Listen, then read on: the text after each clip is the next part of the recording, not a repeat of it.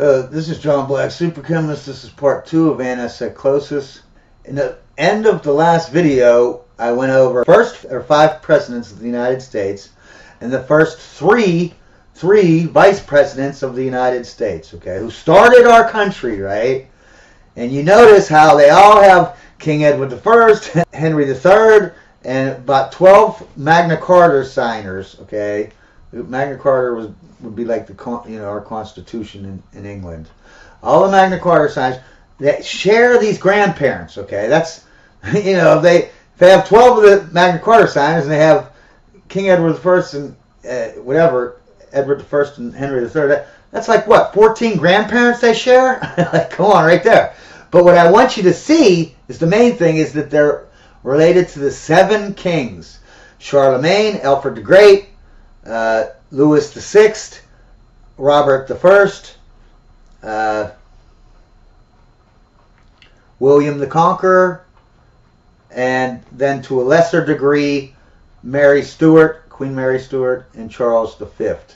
They're usually, the first 5 I mentioned, they're direct descendants to them. These people, they have 20,000 grandparents that they share. The whole government shares the same grandparents. They happen to be the same 7 kings that either are the first kings of everything or lead to the first kings of everything. And when I mean everything, I'm talking about first world countries. I'm talking about first world countries that have power. Spain, France, England, Canada, USA, Germany, those kind of, Rome, Italy, those countries that actually that are first world countries and have power. Yeah, they all their presidents have the same bloodline. Okay, but I'm showing you in our country, the USA. Okay, so the first 4 people, and I'm showing you, or 5 presidents. I'm showing you the first 4 vice presidents here. They all have this same. They all share the same bloodline. We did the first, second, third. Here's just the 4th. How about the 4th vice president, George Clinton? We got King Edward I, Henry III, bunch of Magna Carta signers, 1, 2, 3, 4, 5 of the whatevers, the 7 crowns. How about the first U.S. Secretary of Treasury, Alexander Hamilton? Again, Edward I, Henry III, bunch of Magna Carta signers, 1, 2, 3, 4, 5 of the 7 kings. It's always, the cycle isn't monarchy, let's just call these all tyranny, okay? Monarchy, tyranny, aristocrats, tyranny, democracy, tyranny. No, it's monarchy, tyranny, and then they pretend to give you pretend to give you something else, but it's still a monarchy. Then they destroy everything again, and then they give you something new, and they pretend that it's not a it's still, these are all monarchies. The only difference is that this monarchy isn't pretending. It just is a monarchy. It's actually a monarchy pretending to be an aristocracy. It's a monarchy pretending to be a democracy, okay? That's the cycle, okay? This cycle here is a bunch of lies because they want you to think this is how society works, right? They want you to think no matter who is in charge, a king, an aristocrat, the rich, or even we the people, no matter who is in charge, you are doomed to go into tyranny, an oligarchy, a demagoguery. It's preordained, they're saying. Why do they want you to think that no matter what, okay, you can't stop it? It's just don't worry when it happens. It's just a natural part, the stage in the cycle of societies. Nothing to see here. It's nothing to see because no matter who's in charge, it's going to happen. So it's not anyone's fault. It's not the king's fault. It's not the aristocrats' fault. It's not the people's fault. No. It's just, that's the way it is. It's nature. It's like, a tree, you plant a seed, it turns into a tree and grows. It's nature. That's just the way it is. Okay. So don't worry about the non-stop recessions, depressions, and total government collapses. Don't worry. This is all normal. Nothing to see here. This is all normal. Okay. That's what this is a king's version, okay, And we'll prove that here. Well, we won't prove it, but we'll give some evidence here at the end of the video about how this is just propaganda given to us by the king, by the monarchy. Yeah, they're going to name some names, and we'll show you how they're part of the monarchy. See, they do not want you to know that the kings and the aristocrats and the elected officials in a democracy are the same thing. They're all one royal family. You know what I'm saying? The kings are related to the aristocrats, and the elected officials are, again, the same bloodline, the same monarchy, the same kings, basically. They just don't have crowns, that's all. When your entire government has the same 4 bloodlines that lead back to the same 7 kings, and those 7 kings are the first kings of every country in the entire world, or first world, or they lead to the first kings of everything, like thousands of years ago.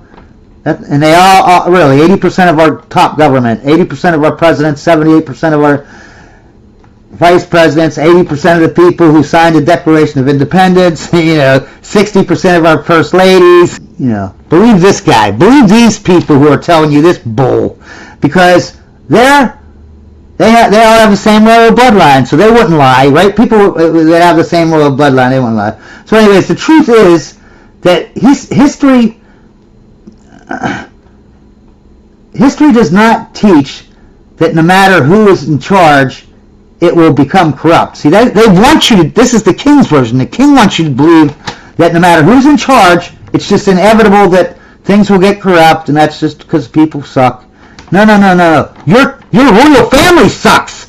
Your bloodline sucks. That's what sucks. Because if you know the truth, okay, you'll know that it's always one. It's the same royal family. It's one royal bloodline. It's put in charge of everything, and that turns corrupt. You have a king put in charge, it turns to tyranny. You put the lower royals in that are the same monarchy, the same family, the same bloodline, and it turns into an oligarchy. Then you get rid of them, and who comes into democracy? All the people elected into the democracy are the lower royals. They're all the same people. It's the same family. The bloodline continues. See how the bloodline continues? This has been going on since the beginning of time. It's just they just keep doing the same thing over and over and over and over again, and you keep thinking it's different people, but it's really the same people, man. It's the same people.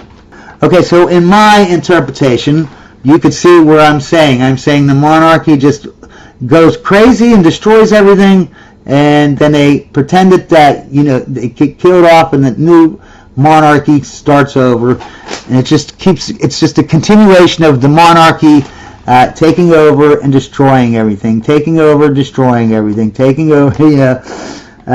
See, and I'm not saying when I'm talking about ANACYCLOSIS, the real ANACYCLOSIS, okay, I'm not saying that it goes from because the main thing that they say is it's king tyranny.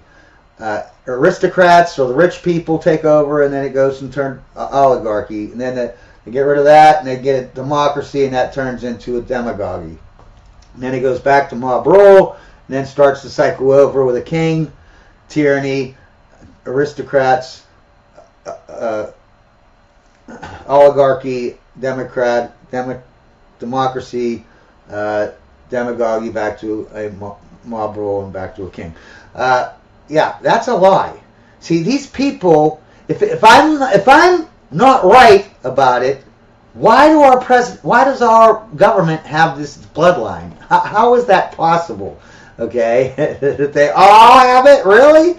And it's 80% of the presidents, 80% of the vice presidents, 60%. Now, I'm not even done looking into this. 60% of the first ladies. I'm up to 25% of the secretaries of states. I'm up to about 300 congressmen, 300 governors, 80% of the people who signed the Declaration of Independence. You know what I mean? They all have the same bloodline. And what's funny is the monarchy today in England follows this same bloodline. That's how they choose who's king and queen. They have to have the same bloodline. But it's all coincidence. But I want you to think about this, okay? Your government way back then, the federal government was small, the way it's supposed to be. There was only like 3 secretaries. The Secretary of State, War, or Defense, whatever you call it, and Secretary of Treasury. That's all there was. It wasn't have all these ministries. They had 3 ministries, and then they had the president and the vice president. That's 5 people. 5 people controlled the executive branch. 1/3 of our government was controlled by 5 people. Okay? Okay. But look, you got the president, the first 4 presidents, and a couple more vice presidents. They just basically switched jobs. They basically had, there's 8 people. They sat in a room, right? And everyone said, who wants to be president? Who wants to be vice president? Who wants to be Secretary of State? Who wants to be Secretary of Treasury? Who wants to be a congressman? And everyone raised their hand for, one person won. And then those same 8 people, right, 4 years later, go into the same room and say, hey, I was vice president last time. Let me be president this time. And this guy over here, I was Secretary of State last time. Let me be Secretary of War now this time. Or let me be, and they all just pick these 8 people, and then they did that for what? Say 50 years? These 8 people basically just swapped jobs like musical chairs, and they controlled the entire executive branch. But whatever. Okay. But just think about it. If you own the presidency, you own the vice presidency, you own all the secretary of whatever, state, war, treasury, right? You control 1/3 of the government right there. Okay? Think about it. All the secretaries of those ministries, like Secretary of War, Secretary of Defense, Secretary of Treasury, and so forth, state, those are all picked by the president. So really only one man is important because he picks everyone below that controls the entire executive branch, which is 1/3 of the government. And then you think about the Congress. Even today, back then you had 13 colonies. You only need 13 governors to control everything, right? And in the Senate, there would only be, if there's 13 states, there'd only be 26 senators, easily to infiltrate. But you don't even have to. Like you're thinking today, there's 500, 600 congressmen. No, you only need 5 people in the House of Representatives and 5 people in the Senate. They control what bills are put on the floor. So everyone else is just garbage. They don't do anything. You got 5 people that control everything. And if this guy wants the bill that these 5 people wants, it comes up to the floor. So the other people, you can control all of Congress, having a couple people in the House of Representatives and a couple people in the Senate. And you can easily control every law that's passed. Because you have those 3 people in each, they have the power to have the bill be presented or not be presented. You know what I mean? So that they have total control. And back then there was probably only 5 people on the Supreme Court or something. It wasn't like 9 today. I know that. But like I'm up to 15% of the U.S. Supreme Court that's ever existed. All the justices. I'm up to 15%. I just started looking. I'm up to 15% of them have this royal blood. And now let's see who the first governors were, okay?